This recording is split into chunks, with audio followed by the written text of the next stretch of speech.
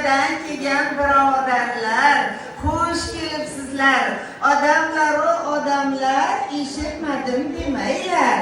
Eshitganlar jilmaylar, kelin tomonga qaraylar. Oyday kelin ekan, kunday kelin ekan. Husni jamolidan oy uyaladi, kun uyaladi. Oftobiy anbarim xush keldingiz. İki didam sarvari xush keldingiz. Siz uchun oy kun mushtoq edik. Alp yigitning qallig'i jonim kelin xush keldingiz. Xudo xohlasa kuyov to'ra bilan baxtli taxtli bo'lib to'p qo'yib palay yozing. 9 oy 9 kun 9 soatda Hasan Fatmasi o'raladan beri beshik to'ylarga ham yetkazsin. Ana endi kelin poshsha